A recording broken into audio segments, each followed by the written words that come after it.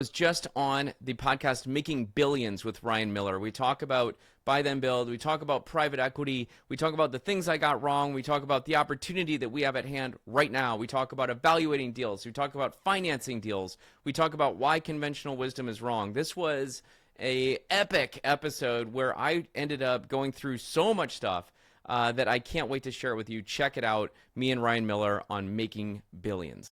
What if I told you there's a hidden gold mine most entrepreneurs never see? You see, 96% of companies never hit $1 million in revenue. But what if you could skip all of that, including that startup grind, and buy a business that's already making money? See, in the next 5 years, $10 trillion in business value is about to change hands. Most people have no idea. So in this episode, we're talking about a strategy that can turn ordinary people into business owners seemingly overnight.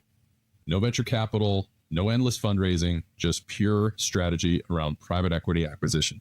You see, this isn't about luck. It's about a proven system that has the potential to transform your financial future in a matter of months, not decades. One conversation, millions in potential. Are you ready to learn how?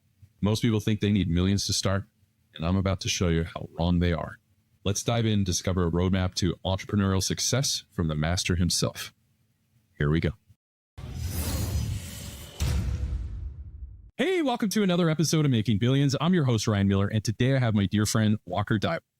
Walker is the Wall Street Journal, USA Today bestselling author of Buy Then Build and the founder of Acquisition Lab. He also leads the Elite Acquisition Accelerator, who has helped entrepreneurs acquire over, get this, $400 million in private equity acquisitions. He's an entrepreneur and an investor who has co-founded 3 startups, acquired 8 companies outright, and has consulted inside over 100 business transactions. His work has been featured in Forbes, Entrepreneur, Inc., Fast Company, and the Harvard Business Review. So what does this mean? Well, it means that Walker understands how to buy and build companies, and he's about to teach you a masterclass on how to do the same. So Walker, welcome to the show, man. Ryan, it is such a pleasure to finally be here with you. Right before we went live here today, I actually looked back on Instagram. I'm following 39 people on Instagram. I'm not super active, but it was listening to this podcast that I was like, I need to find Ryan Miller. And so when I found you on Instagram, we actually met on Instagram, and it was all because of this podcast. So to be here on Making Billions is just, it's a dream come true. And, just getting to know you along the way has been nothing short of a pleasure. And for any listener out there who's like, I wonder if Ryan is really this cool. He is, just so you know. He's this cool, and he's this talented, and he's this hungry for information. It's great. Thanks for having me, is the point. Yeah, you're welcome, man. We were so fortunate, and the feeling's mutual, man. Your book, Buy Then Build, and everything you've done. I know you're known for that, but you're known for a lot of other stuff too. You've helped hundreds of entrepreneurs. You're buying companies, you're transacting in hundreds of millions, so that number keeps going higher. And you're getting after it like I am, man. And you just want to add value, so I think the compliment goes to you. But that being said, we're going to talk a lot about buying and building companies. So as I like to say, entrepreneurship through acquisition. So there's a lot that goes into it, but I'm just curious, like, how did you get into this industry? Maybe walk me through a little bit of how that got started, and we can go from there. My origin story is actually, it's not something that I lead with, like, ever. Okay. And the deal is, look, it went like this. I was trying to be a startup entrepreneur, right? And I was starting businesses, and they kept failing. And, I lived out in the Bay Area for a while, and I did the whole thing. And, when I was at Olin, we were in a business plan competition, all the things, right? And it just failed and failed and failed. And it's like, it's okay, because we know when we're trying to start a business that, like, it's statistically, it's going to zero anyway, right? I mean, it's just very few actually make it. And it was one of these, Ryan, where my most recent startup had failed. I live in St. Louis, Missouri. I was getting my MBA at Olin School of Business here, and I was walking up and down Wydown Boulevard, which is like, sort of the only boulevard in St. Louis. And I'm walking around where the neighborhood over from, like, the top 10 richest neighborhood in the country. And I'm looking at all these, like, Home Alone style houses. And I'm just thinking to myself, you know what? None of these people are like a e-com entrepreneur or like a software Silicon Valley. And they're just doing, like, light fixtures and paper and, like, just unsexy things that cash flow. And I was like, I know there's going to be a way to acquire one of these, and I think I can just get the money from the bank. And so I set out to do that. 2 years later, I still had not been able to pull a deal together for a number of reasons that were subsequently solved. But what happened was my dad owned a book printing company. And he sat me down and said, Walker, I want you to leave your high-paying job and come to work for me. And I was like, why? And he stood up and he said, well, let's just see if you show up for work first. And he left. Yeah. I ultimately bought his company, and it sort of went like this. We got a third-party valuation. I took a personally guaranteed loan that was multiples of my net worth. I put skin in the game in terms of like a huge portion of my all the cash I had in the world, and I gave it to him, and then he left. Like that's what went down, right? But I was in this small group of people that had a situation where like their father owned a small business. And that's when all of my entrepreneurial friends were like, hey, it took a couple of years. This is Walker. He buys and sells companies. And I just remember thinking like, you guys don't get it. Like I'm in the Coliseum with you. What I'm doing is entrepreneurship. It's just that my revenue is so much bigger than yours. You know what I mean? And so like, I was like, how do I get this message out and try to explain to people that entrepreneur is not just, a ground up 0 to 1 practice. It's also, the buy then build model, buying existing companies and growing them. Dude. Wow, that I did not know that. So there's this constant battle between going vertical versus horizontal. Yeah. And I remember you telling me a little bit of story in the early days when you started out that you chose one direction and you kind of figured it out soon that maybe there was a better way. Can you walk me through a little bit? I know where you're going. I was a keynote last week at a conference where everyone is jumping in being like, I read Buy Then Build. I want to buy all these companies. I'm going to close on 17 this quarter. And I'm just like, oh my God. Like, here's the deal, Ryan, like the worst decision I ever made was to start a holding company, right? I bought 7 companies. I went horizontal. I was like, I'm going to be the Warren Buffett of small business. I'm going to acquire that you've never heard of. I'm going to acquire all these little businesses, and I'm going to own 80 to 100% of them outright. And I'm just going to take as much debt as I can, and I'm going to buy in all these different verticals and have this, diversified portfolio of all of this stuff. And what I realized was, even though my companies were acquiring other companies and all the rest of it, at the end of the day, look, I always like to quote, if you go watch like Print the Legend, it was the second ever Netflix original. It starts with Brad Feld, like this iconoclastic startup entrepreneur. And he says right at the beginning, when you're a leader, when you're a CEO, every day something comes up and smacks you in the face. Ryan, when I talk to entrepreneurs and I'm like, hey, like how much do you work on your business? They're like 80 hours. And I'm like, great. Do you want another 12 businesses? And they just laugh. It's like, no, dude, like even Steve Jobs needed one. Like he didn't need a bunch. What I learned was, I was getting smacked in the face in 3 different verticals every day. Like it was like different management teams, different customer profiles, different cash flow cycles, different value propositions, different culture, different, all the things. And so it's like, what happened was I realized it's not really diversified at all. You're actually stacking risk, and things that aren't actually correlated become correlated to each other in terms of things that could hang you up. Right. So for example, when I had a big customer, like my number one customer at my distribution company needed me over there because like shit's going down over here. So I'm over there. Meanwhile, in New York, whatever. Right. So it's like you've got to deal with like the drama and the supply chain and the cash and the stuff. And you got to be pushing everything forward all the time. And what I realized was, what's the saying? He who chases 2 rabbits catches none. Yeah. It was a lot of that. And I learned a lot of lessons from it. And I do think that there are proper ways to sort of engineer success in that model. The thing that I really preach when people want to get into acquisition entrepreneurship is like, dude, guys, buy one, focus on one. I ran that printing company for 7 years. I sold it to an acquisition target who decided he wanted to buy me in the thing, in the deal. And I was like, great. I took the proceeds and I went out and I bought 6 more companies. And that's when I got into trouble, right? It was all about one at a time. Man, what a story. So I've got so many questions, but we'll throttle it down a little bit. Well, hold on. Think about what if I had bought all 8 companies in one vertical? Like you would have gotten the multiple expansion, like the value, you would have turned the flywheel. The culture would have been the same. Everything falls in line. And then size begins to really matter because you're talking about the multiples of higher cash flowing businesses are higher multiples. Right. And so, I could have gone public. You know what I'm saying? Yeah. Sorry to interrupt. No, you're great. And there is a saying from a good friend, Ben Reinberg. He was just on the show a few weeks back, and he manages Alliance CGC, about 500 million real estate fund. And he always says it, and I've adopted it. He's living rent free in my head. So if you're listening, Ben, thank you for this. But he said in business, especially in investing, like the sector we're in alternative assets, you get rewarded for focus. And I think what you're saying is that fractured my focus. One of my most valuable assets is someone at the helm of the holdco. I'm assuming you're saying the holdco wasn't the problem.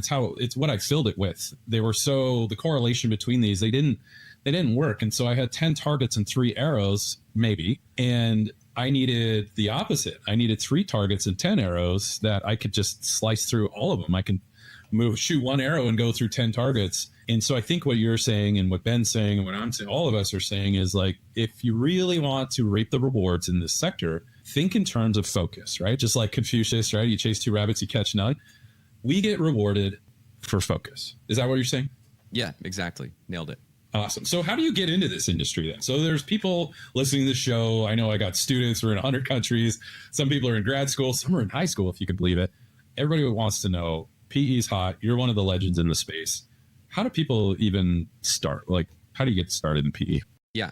I mean, I think that, first trying to like, I think what I would offer is, if you go to, Harvard Business School right now and you talk to the graduate students and you say, what do you want to do? Okay. The number one desired, job at this moment at Harvard Business School is an independent sponsor. Okay. Meaning I want to start a private equity firm with no money and leverage other people's money and buy multiple businesses. Okay. I want to be very clear that, this concept has gotten really popular because it's awesome. It's what you and I do. Okay. It's awesome. Yeah. But, and I guess this is going to sound egotistical now. I put myself in a corner, but it's one of these, like, that's like saying my career plan is to move to Hollywood and become an A-list actor, right? Like you can't just do, like, that's not out in your control. So there's sort of 2 paths that I think about. And the first one is like, look, you're at Harvard, like, go to New York, go to Wall Street, get into private equity, go the financial route, get that, job at Goldman and do whatever you need to do for a decade and just grind out your 20s and opportunities happen. Like, build a resume, go the right direction. The other way is, I think acquisition entrepreneurship and small business ownership is really the only way. It's really the fastest way for most people to make any real money. And I don't mean that to sound that it's fast. It's faster than anything else. And it's also very approachable, right? So in other words, when you buy an appreciating thing that cash flows, that you can put your time, effort, and money in, guess what? It goes up, usually, unless you mess it up, right? So you can go out and, acquire one of the largest companies in the world for like $100,000 out of pocket. It's not a lot of money. And, when I was with Entrepreneurs Organization and I read a lot of Vern Harnish's work, that's when I realized 4% of companies reach $1 million in revenue, top line revenue. 96% of all those startup companies never hit $1 million in revenue.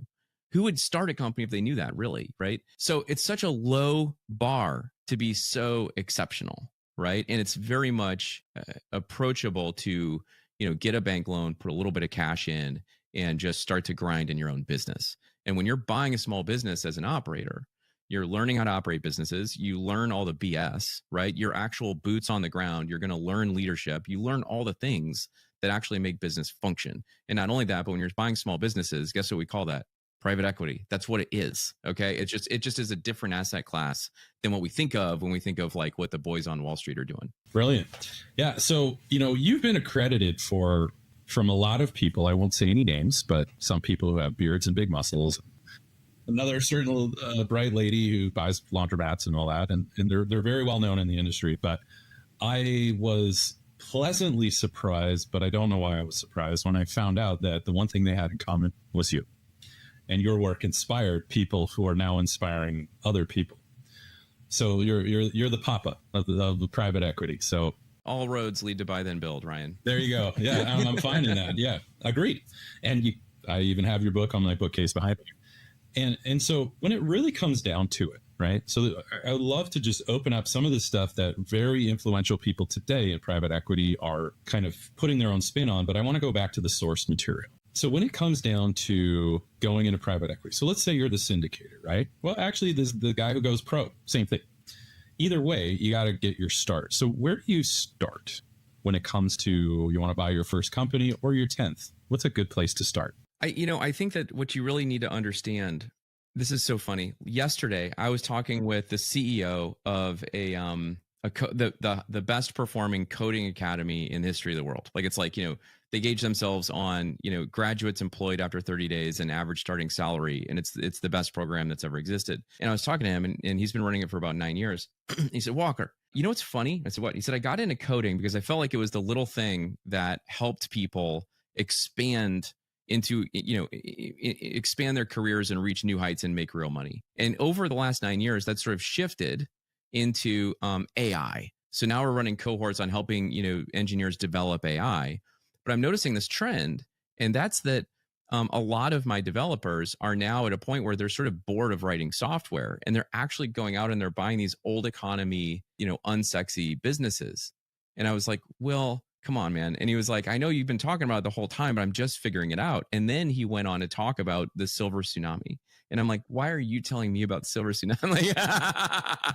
The point is that baby boomers own more businesses than any generation in the history of mankind. Okay. And now they're just retiring in droves. It's like 11,000 a day are retiring. Okay. Here's the thing. We'll get into this, I'm sure. But like changes in the SBA have also made this very, very approachable in terms of being able to access debt in ways that I couldn't 20 years ago. Right. And so what's happening is no one has said, why the federal government is providing massive amounts of debt loans to Americans that just want to acquire small businesses. I think it's because when you look at the numbers, it's like 46% of the entire US economy is in these baby boomer owned businesses that wouldn't otherwise transfer, right? So it's like we think of, private equity as this like whatever, 100 million and up kind of deals, right?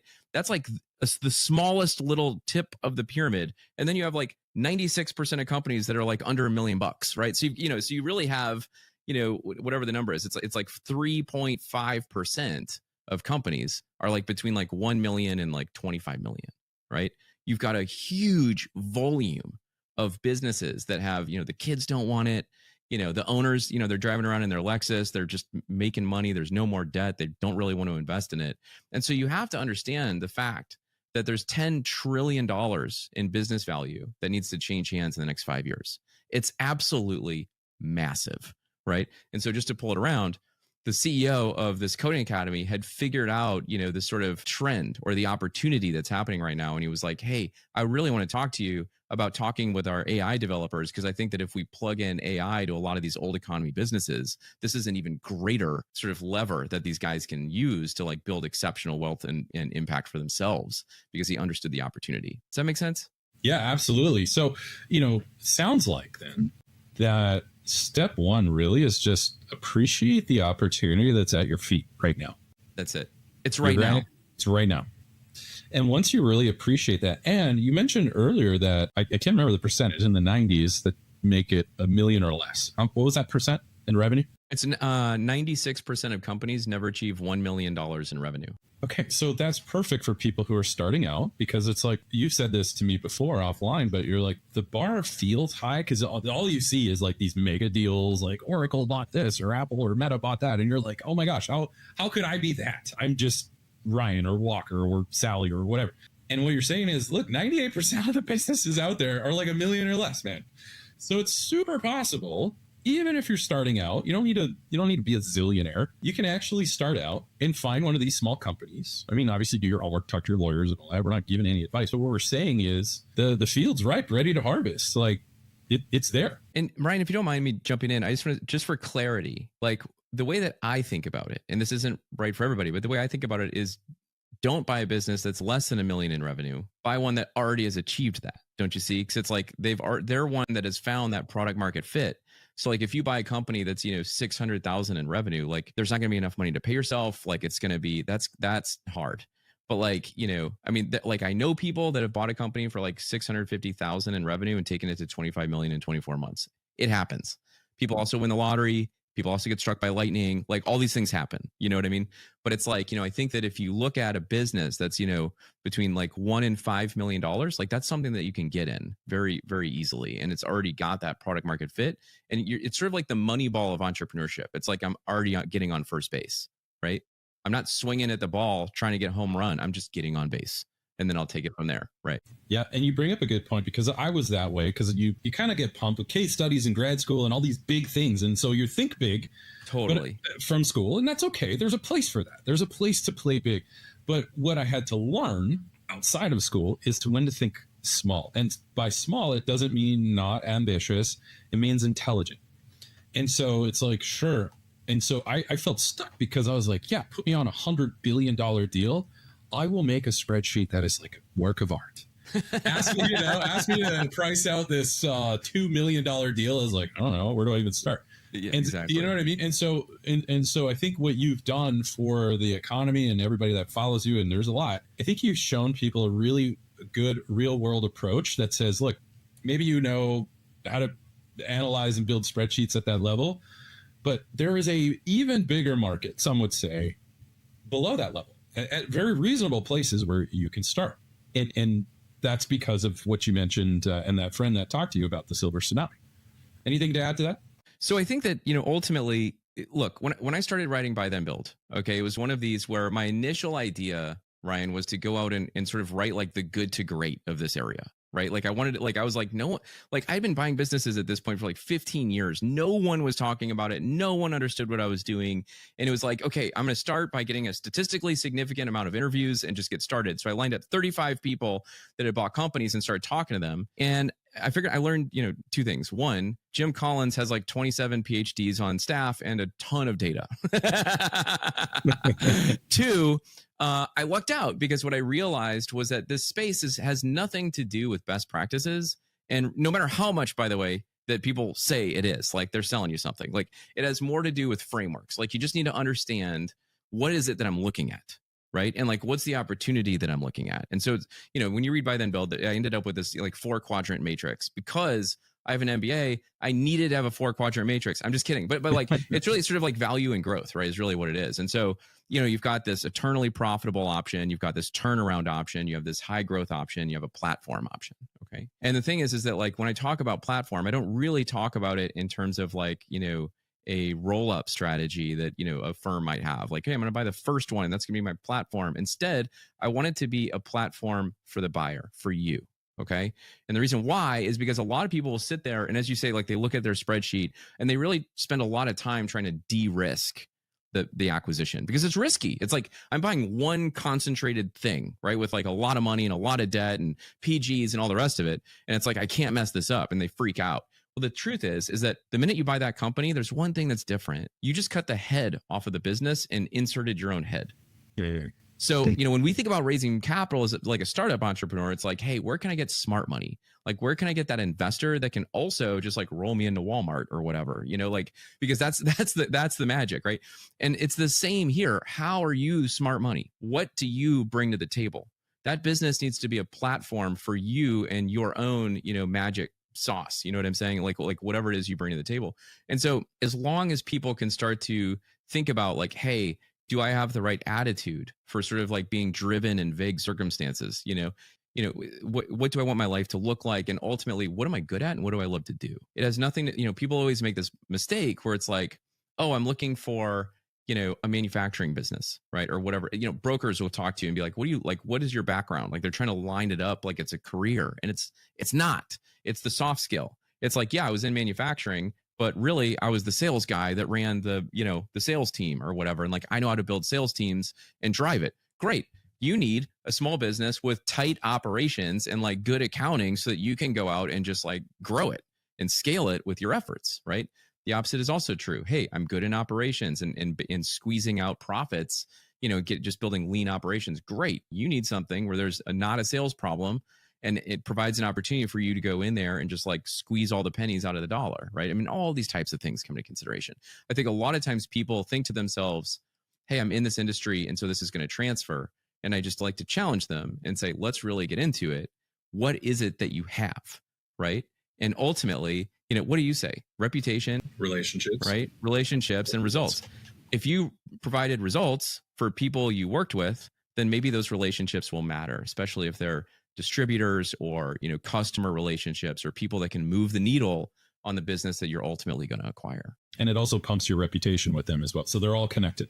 Like you screw up one, you screw up all. You nail it on one, you're going to help all of it. So you're a guy who produces results. People are going to want to hang out with you. They're going to trust you with a good reputation or whatever it is. And so those three things, I think that's the stuff you don't learn in grad school. That's the stuff you learn just doing deals. If you're a deals guy like Walker and I, eventually you kind of be like, you know what? This is not as complicated. Doesn't mean it's easy, but it's not as complicated as I thought it once was. So now if you're emphasizing reputation, relationships, and results, I take those three as a Venn diagram. I too have frameworks, Walker. So with that, then you surround those three with a fourth R, which is rituals. Whoa. So what are, there you go. So mind blowing. Yeah. There you go. Mm-hmm. So what are your rituals or habits around those? And those will reinforce or collapse your reputation, your relationships, and your results if you got the wrong rituals. And so rituals are that reinforcement mechanism to say, are you doing this on purpose? Or are you just trying to stumble into the office of somebody that manages $15 billion? Or do you have rituals where you're constantly maybe going to the right events or making the certain phone call? Whatever it is, I'm not telling you do this and don't do that. What I'm telling you is to think about it. What are your habits? Some of them may not be great. Not you, Walker, but maybe sure you. Yeah. But in general, what are the habits? And I've thought about this. You can do an audit and figuring out those habits or those rituals and how do they contribute to my reputation, right? Maybe you have a habit of lying. Okay, not a great ritual for a reputation if you want to be known as having integrity. So whatever those are, figure out your rituals and reinforce your reputation, relationships, and results. And then just eventually you're going to find investors and deals. They're going to come to you to be like, just like they do for you, Walker, is just say, you know what, this guy's super legit. Like he's written books, he's an honest guy, so on and so on. And it's like, I'd love to do a deal with him. I love that. Can I piggyback on that and sort of flip in another version of what I was describing? Because I think that absolutely, I'm here to hear. We're here to hear from you, brother. Look, I mean, like your audience is a very sophisticated, driven, active group of people, and a lot of them have a lot of money, and a lot of them are just very ambitious. Yeah. Agreed. And what I would say to that is, look, like I have a good friend of mine is in a family office that, he's of the family and all the rest of it. He went out and bought a small company with the family office money, and ultimately he runs it in exactly the way that I just described. And so he's wanting to go through as an operator. There's other options. There's other flavors of this same game, and I think, when it comes into going back to that concept of the independent sponsor, at the end of the day, I mean, if you're the person that can raise capital for the people wanting to buy companies, my recommendation would be like, just make sure you start with a good deal. And like, what is that good deal? It's simply identifying who that operator is with that business, right? And then basically putting skin in the game yourself, in my opinion. I mean, I wouldn't invest in anyone that, and then ultimately that company, now you're marrying those two things together.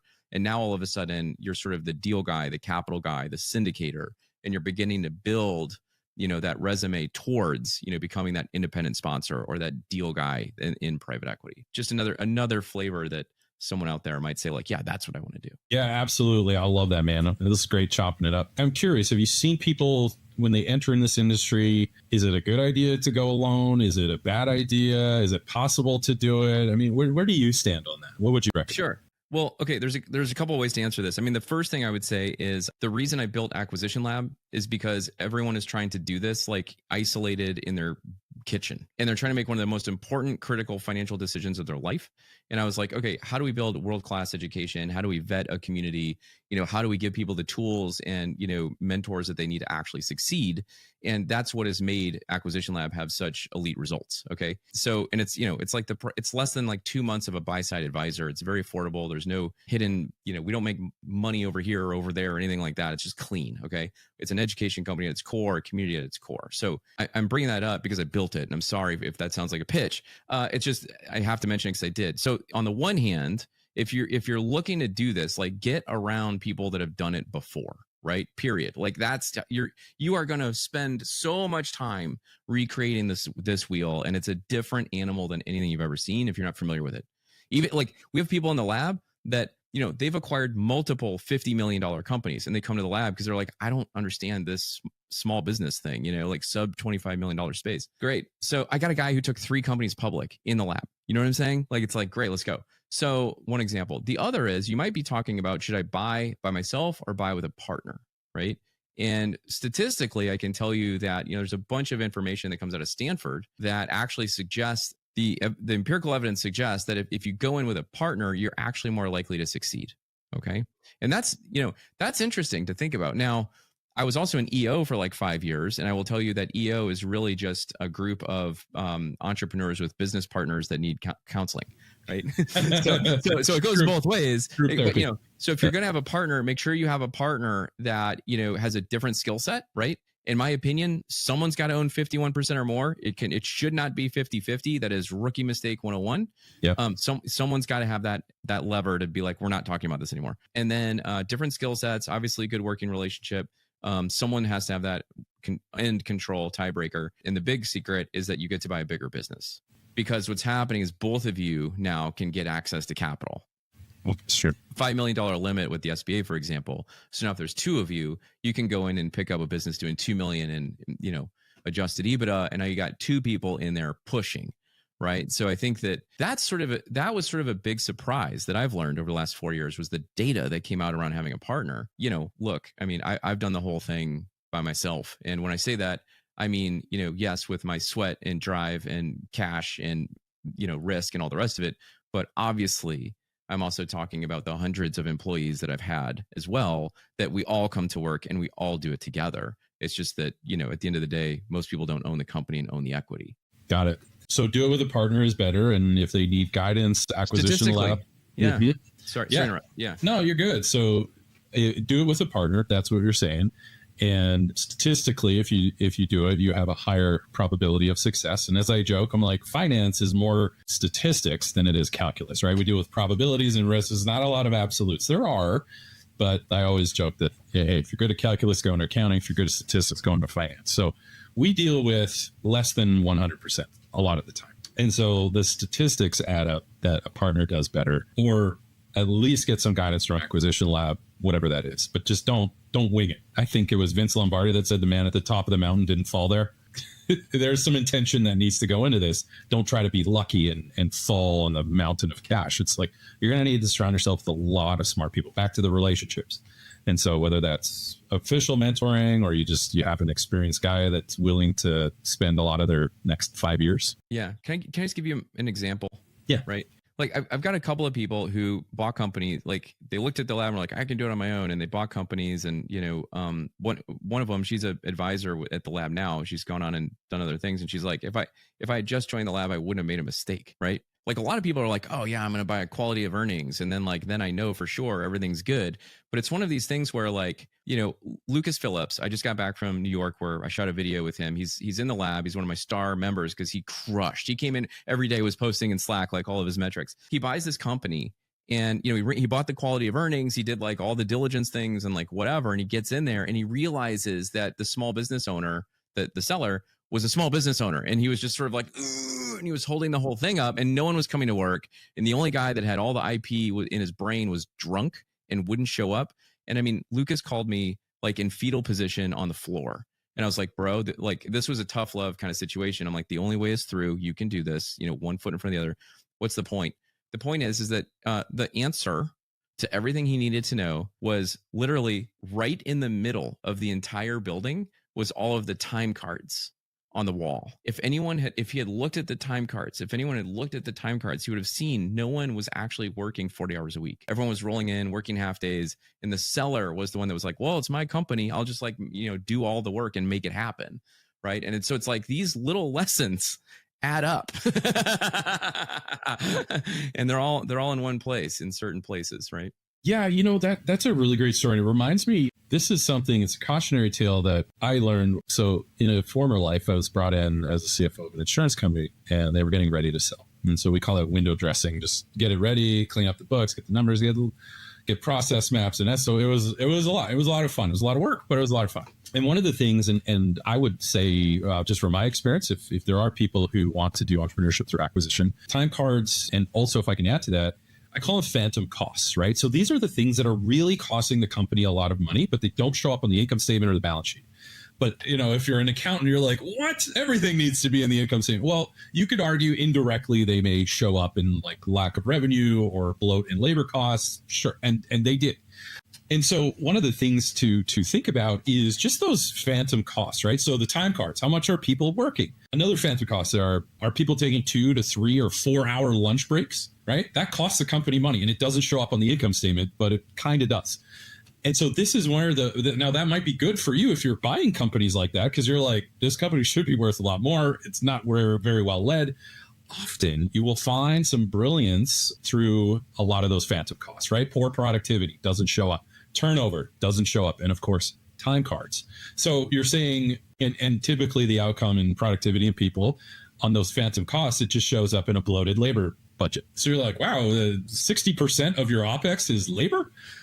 What if we were more productive? That might put it down to 45. I don't know. And so I think that's a brilliant story, and tip of the hat to your friend Lucas for making it through after the fetal position. Oh, he bought 3 more companies, tucked them all in.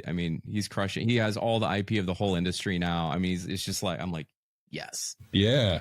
So those phantom costs, man, and once you understand that, now you've got an edge, as I would say, just from my opinion, you've got an edge as someone who's buying companies, because now you kind of say, oh, I can see things that most people can't see, therefore I see potential that I could turn this around. And phantom costs are like easy to turn around. It's just leadership. It's policies. It's just getting your house in order. But when you do that, watch your valuation soar. There's things start clicking into place. It's not the silver bullet, but it's pretty damn close. One trend I'm seeing right now, and I'm not saying that this is a massive amount, but I'm seeing it, which is I see a lot of multifamily real estate syndicators moving into the buying businesses space. Ooh, yeah, let's talk about that. Well, it's one of these where raising for multifamily right now is like the hardest time ever. It's like harder than the Great Recession or whatever. It's a hard time. And buying businesses is like what the people want now, right? So it's like everyone ran out and read, buy, then build, right? But the point is like it's sort of like that. It's sort of like that stock picker that's supposed to like stay in their lane, and then like their lane isn't performing, so they walk across the hall while the guy's at lunch and like do some high growth stocks to like boost their there's a little of that going on. What's the point, Walker? The point is like, yes, running a real estate business is a business, but the way that you grow it is you buy an asset, and then you buy another asset, and then you buy another asset, and then you buy another asset. And it's a hard asset made of bricks and people paying rent. And what I'm seeing is that I don't know that there's a complete connection, that people understand that the value of business is actually in the intangible assets. Everything you just described is intangible. It's a bunch of people coming to work and like doing processes and systems, and sometimes a product comes out of it, or sometimes it's a service that's delivered, right? But like, and at the end of the day, it's just like a melding of intangibles that like there's money going around it somehow. Yeah. So we'll see what happens, but just understanding that the value of businesses is in the intangibles, I think is all I'm trying to underscore. That's a great perspective, man, because again, we like arguably you could get some intangibles on your balance sheet, but not all of it, man. And I think that's the point, is to say, yeah, okay, sure. Look at your financials. Absolutely. Do your due diligence, get your accountants or lawyers, all those people to do that. What we're saying is, what we're talking about, I think, keep me honest here, is we're talking about there's certain things that experience, or listening to the show, or listening to people, or as we said earlier, don't do it alone, do it with someone who's experienced. They could say, hey, have you seen the things that don't show up on the balance sheet? And you're going to say, what? And you say, yeah, there's a lot of stuff that can affect how much we pay or don't pay based on the intangible stuff. And that's what you're saying, is like, you got to look at that and really give it the respect it deserves when you're buying or selling. So, when it comes to buying and selling, there's money involved. So I'm very curious, from your perspective, financing the deal. I mean, what have you seen? What is some real high level advice? Something you and I have talked about before, which is doing a deal with too sharp of a pencil, as I like to call it. Maybe walk me through a little bit of what you're thinking. Mistake number one. Yeah. Like, okay, this is like, look, I don't want to sound flippant or dumb, but like mistake number one is caring about how much you're paying. And I know that sounds like the dumbest thing. We talked about real estate moving, I make money when I buy, not when I sell. That's a real estate adage. And I don't believe that actually translates to businesses. Real estate is I appreciate it 2% a year and have equity build-up model. Businesses is like, how far can you push this thing? It's intangibles. What's the total addressable market, and how much of it can you go get, right? It's that. And so the thing is like, people are like, okay, Walker, hey, I got this business, but like, they're asking for, in the point here is that the multiples on earnings are very, very low, right? So it's like 3 to 4 times annual earnings, okay? Annual cash flow.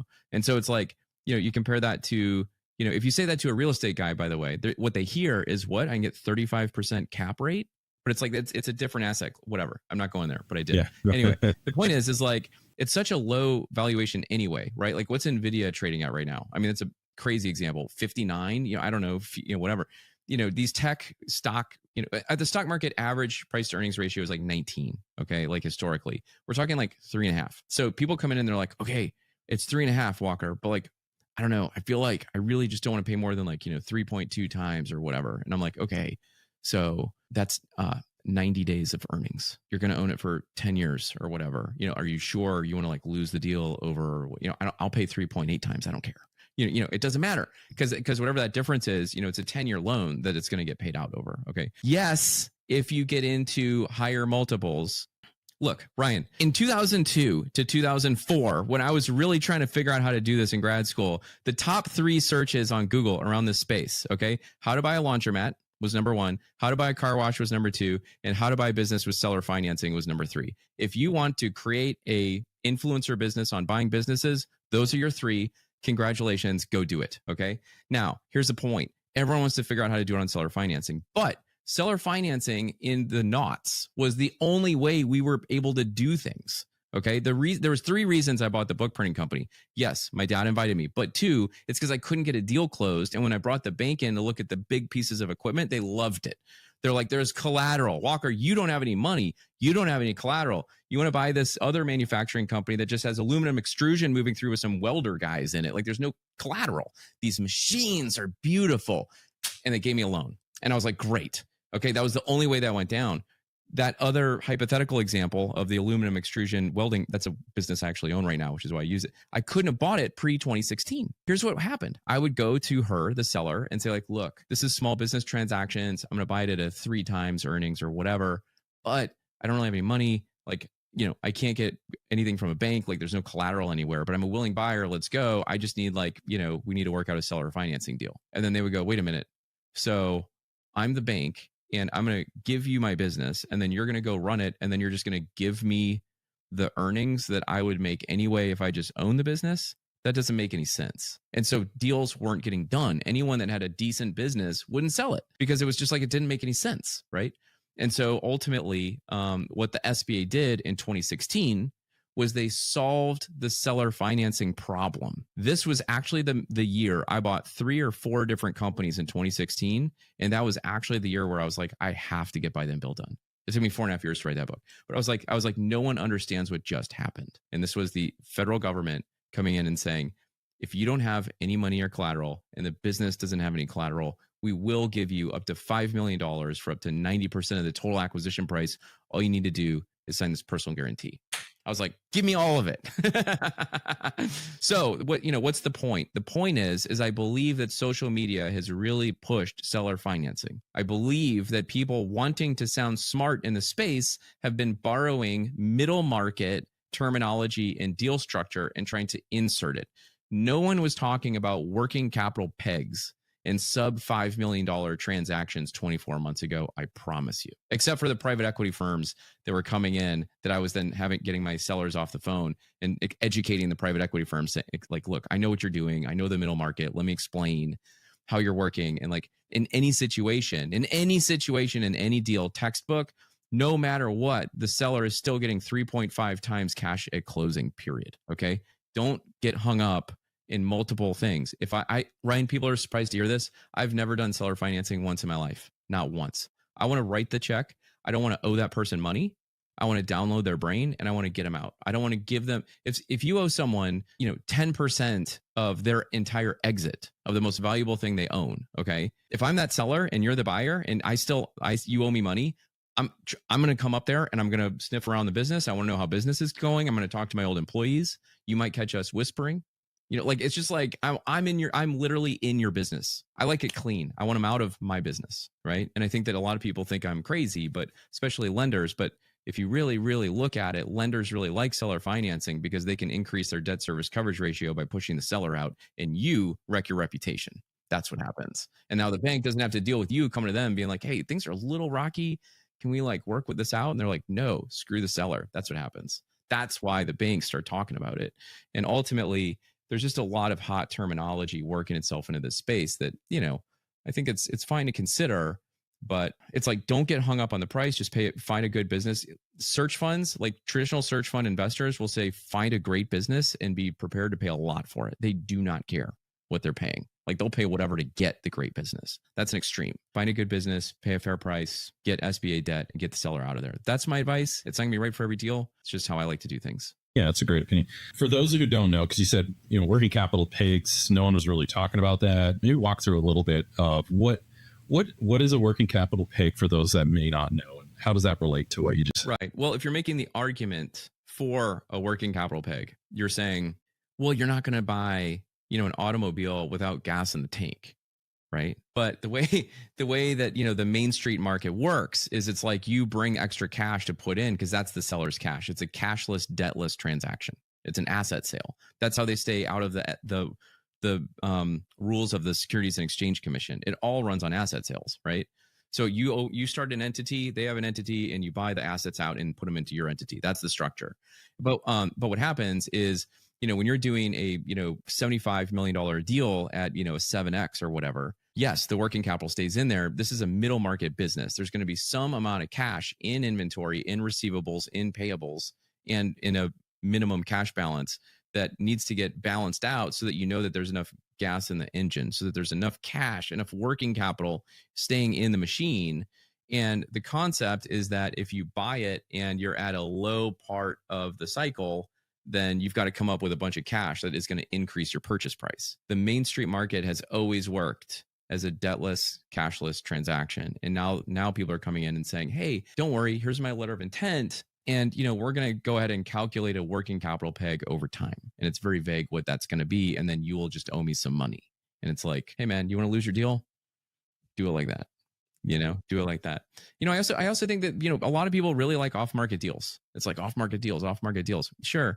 But, the truth is like this is the Wild West. In other words, no one's really dialed in, and brokers, business, if a business seller is just going to sell it to you because you call them like that, what do we say? People get hit by lightning, people, whatever, win the lottery. It's like, sure, it happens, like good luck, but it's very, very, very inefficient. And what I say is if you're not in this game, the odds that you're going to get an off-market deal are like approaching zero. It's when you're in the game and people know you're in the game that all of a sudden you get deals that are off market. So you got to get the flywheel going, and brokers have more deal flow than you ever will, right? And I'm not talking to you, Ryan. I mean, you're the maestro. You literally run the podcast. But anyway, like making billions is like just code for deal flow. But anyway, like the point is like don't try to advance your career in a game that you're not in yet. Like just get in the game, right? And so go to the brokers. By the way, the brokers more often than not have terrible sims. And so like if you actually do the work to learn about the business, then you now are the only one that can actually see the business anyway. So you just got deal flow at the seller's expense, okay? And now because you're spending the time to go in and do the work to figure out what's actually in the business, you're the only one that can see it, even though it's an on-market deal. It looks terrible to most people because most people in the space are fair weather buyers. Yeah, true. So a brilliant breakdown of that, man, as always. Now, when it comes to now we financed the deal, we got the company, we've done all these things. Guess what? We're at the starting line. Holy crap, all that work just to start? Yeah, that's exactly right. So now we're on your marks, get set. And before the race pistol goes off and we dash out, that very moment, okay? So we funded the deal, got the deal. It's now our baby, this asset, whether we did a carve out or we bought the whole, either way, you got what you got. And now you're on the starting line. Let's take a different approach. But what's some conventional wisdom that's wrong at the start line now? Yeah. So I think that the first time I bought a company, I didn't change anything for a year because it's like, don't change anything. It was always the sort of like buy a business and get a feel for it. Like you don't know what you're doing. Well, what I found was people were just doing dumb, inefficient shit. And like I wasn't fixing it because I was waiting my year. And now I've done this, 8 times over. And what I'm going to tell you is there's a little bit of a sweet spot where, when you try to change people's behavior, 12, 14, 18 months later, it's like, I've been doing this right in front of you for the whole time. Why are you trying to do this right now? And it's like, well, because your process is terrible. You're literally like writing specs on a piece of paper and handing it to Teresa or whatever. It's like, we don't need any of that. That's not what's happening here anymore. There's this sweet spot where when you buy a company, everybody, like we are nervous as buyers that like people, like everyone's just going to be like, what? And leave. Right. And what I would tell you is that almost 100% of the time, everyone stays unless they know the business is for sale beforehand. Okay. But when you walk in, you're like, guess what? The business, all they want to know is my salary the same? Are my benefits the same? They don't care about your speech. Okay. But like, really, like that's what they're thinking about is like, what's going on with my salary right now? Because everyone that has a job is addicted to their paycheck like crack cocaine, and they need to get off the junk. Everybody does that's listening to this. Pro tip, get off the junk. Like that's how you do it. Okay. But so you have all these paycheck employees, and that's all they want to know. Right. So you got to tell them that right away. Right. But the thing is there's a period of time that's usually like month 3 through 6 or 7 everyone they really just want you to know that like they're on your team and that you can count on them and they're a good employee. And oh yeah, by the way, they probably deserve a raise. Everyone will hit you up for a raise. So there's all of that kind of stuff. And that's actually the most beautiful, magical time to go in and just start laying down like new processes and systems. Right. So Ryan, will you share, like, I mean, you went in and did like process mapping and stuff, right? Like that's a perfect example. Remind us of that story. Sure. Yeah. You can tell Walker and I have been exchanging war stories before we hit record. Yeah. So when I was brought in, it was fascinating. So my first clue, as I alluded to before, was there's phantom costs, right? So labor costs I felt was quite high. I did a gut check with the owners and I was like, does this feel a little bloated to you, your labor budget, or is this normal for your sector? Because holy crap, this seems like we're spending a lot. And typically, as any CFO or anybody that runs the number, you don't have to be a CFO, but anybody that kind of understands basic accounting says, why is labor so high? Like some industries really are really high, about 50, 60% labor costs. This was not one of them. And so you're saying, well, you keep hiring more people because the ones you got aren't doing the job in the first place. So you got 3 people trying to do the job of 1. And so we've got a productivity problem, likely some phantom costs. And so my first thing that I did when I came in to do that, and I would say, just from my opinion, this is a great thing to do when you first come into a company, is be like, all right, kind of pencils down. I need to understand, walk me through step by step, like I'm a 5-year-old with crayons, and I need to draw out every single step called a process map or a flow chart. I need to understand how we're doing it. Don't worry if it's any good or any bad. We'll get to that. But what I want to understand is, how do you do it? And when I found out, it was like, oh, we have to take a screenshot on this and then paste it in that, and then move the file into Adobe and turn it into a PDF. So then it uploads into the system. And I was like, okay, stop. What? Yes. What is happening right now? And I'm like, wait, and everybody did it. They were doing this stuff at scale. And I'm not saying it's right or wrong, but what I am saying, it was wildly inefficient and very expensive, and it was hammering the bottom line of the business. And as the owner, you don't like to do that. So we built the process maps, and then we took a look at this thing, and I swear it was like a wallpaper that wrapped the walls of the boardroom, this whole process. And I was like, holy mother. So we looked at it and I was like, okay, how do we automate? And so the context that I did that in, and I don't think I shared this with you. So I follow something that I call SOS. I don't share this with a lot of people, but today I am. It's called stabilize, optimize, and then standardize, right? SOS. And so the first step is, I need to find out where the bleeding is so we can at least stabilize the patient, otherwise known as the company. Stabilization is step 1. And to your point, Walker, yeah, you're going to have to change some stuff. Yeah. And it may not be pretty and it may not be efficient. That's okay. You'll get to efficiency. Right now, the goal is stability. And then once we realized that, we're like, okay, maybe current state is stable. And in the story that specifically, it was stable. It was working. It was just wildly inefficient. So that's where you go to phase 2, is to say, okay, we're not bleeding, right? There's not stuff that's horrible and existential risks and all that. We're okay. Like we're barely making it by on a profit margin, if my memory's correct. But the issue is it's wildly inefficient. So we moved from stabilize to optimize really fast. And then when we went to optimization, that is now saying, okay, how do we do this faster, cheaper, and with less people? And boy, did that team come together, right? Under that guidance and under that direction, to say, great, I think you guys are doing an okay job. It's stable, but it's far from optimal. And that is showing up in productivity, which is ultimately a bloated labor cost. So then we optimized, and then standardized is just saying, okay, this is how things are done around here. This is it. And so we needed technology, we needed tools, we needed better process.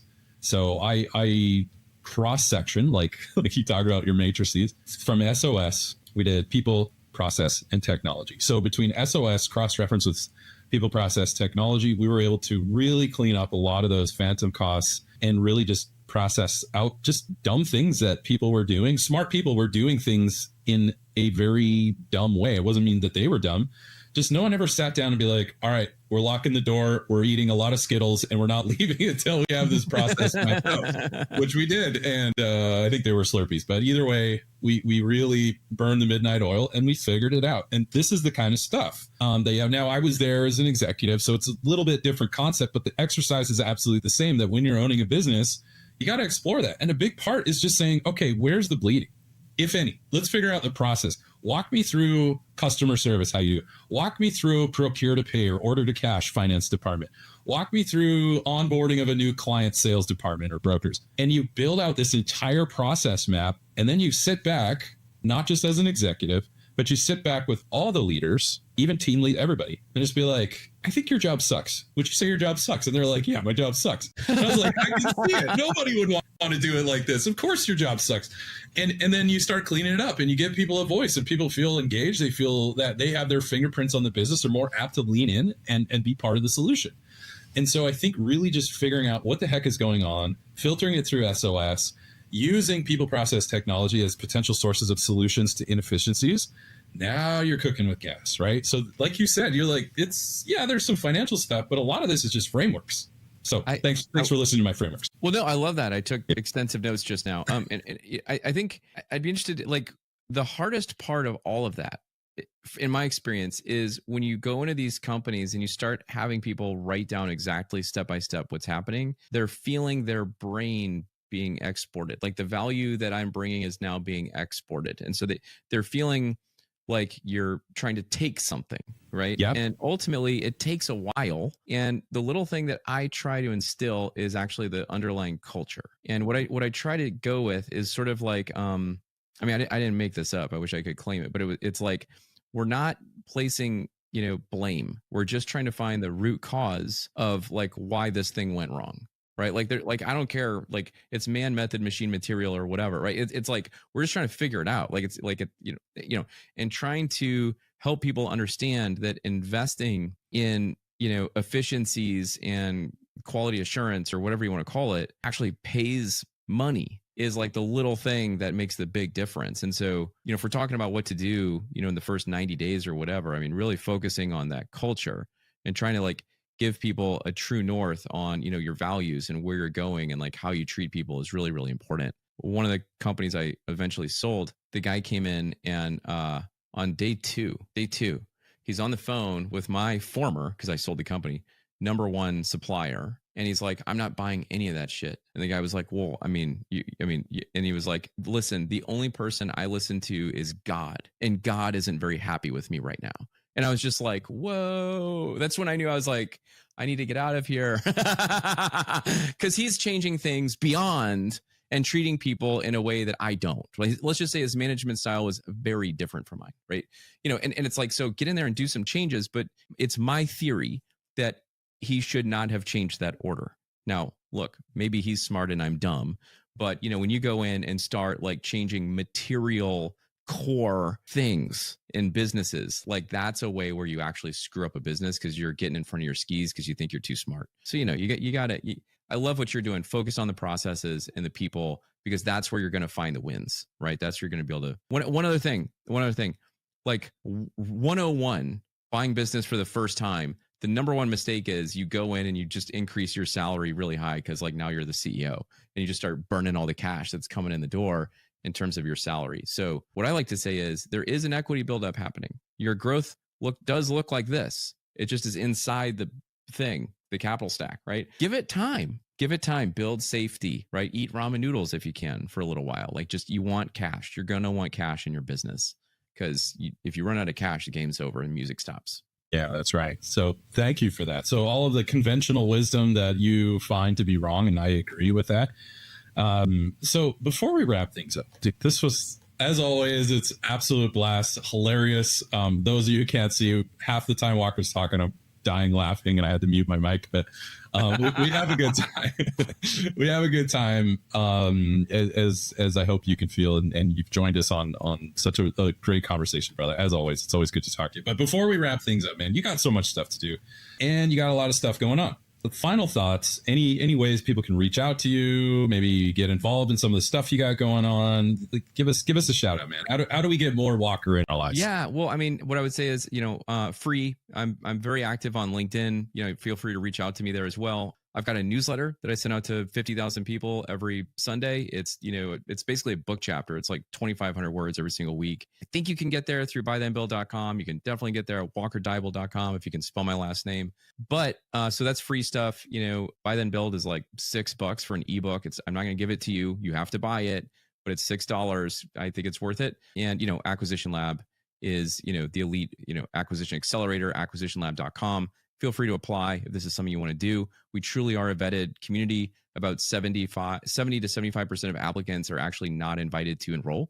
So just want to kind of set that up for people's expectations. And, if you're an accredited investor, go to buildwealth.com, because we are bringing deals out all the time. Right now, we're actually rolling up 700 oil wells and we're doing a 14-acre rehab in downtown St. Louis. So some various menu of private assets there. So that's kind of the suite from free to give me $1 million. Yeah. And everything in between. Yeah. Well, I appreciate that, man. So just to summarize everything that Walker and I spoke about, be careful of going horizontal. Maybe think about acquisition. If you're building a portfolio, think about vertical and how things are. Remember, we get rewarded for focus. The other thing that we talked about is just appreciate the opportunity of generations, not just yours, but many, is a lot of these businesses are coming online and they're up for grabs. And appreciate the frameworks. Don't do your first deal alone. Be careful of those phantom costs. Do SBA instead of seller financing. Don't do a deal too sharp of a pencil. A 3.2 and a 3.5x. It's silly. Just pay the thing. If it's a great company and you want it, don't lose a deal over 90 days earnings. And finally, just really dial in on operations. You can try SOS or any of those frameworks. You do these things and you too will be well on your way in your pursuit of making billions. Listen, if you're considering buying a business over the next 1 to 24 months, right, consider Acquisition Lab. And the reason why is because after I wrote Buy Then Build 6 years ago, I get 20 calls a week to this day of people wanting to know how I did what I do. How do I do what I did, all the rest of it. And, I can't handle that. And so I solved my own problem. I recruited a accredited curriculum designer, and I worked with her relentlessly in order to build out a curriculum that would be world class, like something that's not like, hey, I'm an entrepreneur, buy my online course. More like if we were to engineer, the Y Combinator of this space, or if someone went to, Stanford or Harvard for traditional search funds, but we created it for, self-funded searchers. What would that look like? What does world-class education look like? We built it, okay? I then brought in 2 other instructors at that time, and I went out and taught it at the Olin School of Business for 2 semesters. That was the training grounds. I then altered the curriculum exclusively for self-funded searchers, okay? It's all of the tools and, resources that I use, the things that's taken me a decade or now almost 2 decades to learn are all in there, okay? And so I anchored in world-class education. We built all the tools, resources, networks, service providers, all those other things that you're going to need. But then, ultimately what we did was we decided to vet the people that come in. All right. So in other words, if you get accepted into Y Combinator or Stanford Business School or any of these other things, they believe, in those markets, what they're trying to do is say, who is likely to succeed here? Like if you're going to Stanford Business School, who can I get a job for, right? Like who's going to, actually be able to execute at the highest level? Okay, so I don't want to scare anyone watching this video. Like the bar is actually very low in terms of who we let in. However, we don't want to sell you something that you can't actually achieve, all right? And so as a result, we just look for people who have some money, they're willing to put some skin in the game, we understand what it is that they're trying to do. A lot of people are already looking for a business and they're starting to understand how lonely it is. They're starting to understand how fragmented it is, how opaque it is, why they can't get results. We help with all of these things, right? But at the end of the day, because we run in vetted cohorts, right? We have an intensive that runs for a month where you're actually able to build that community and really understand the elevated group of people that you're going through this journey with, okay? So yes, we have almost 1,000 members at Acquisition Lab. Yes, we have the best results of any of the copycats that are out there. Yes, our members have closed almost $500 million of small business acquisition with no economic incentive for us whatsoever, okay? But at the end of the day, it's just being able to find that community of high quality individuals and being able to go through an organized curriculum and tools in the right way, so that you can know that you're doing the right things, be confident about the business that you're buying, understand the things that you need to be doing, and also just have that community of people with the same language, okay, that are all out there executing at the highest level. So you want to buy a business, check out acquisitionlab.com, and we'll see you on the inside.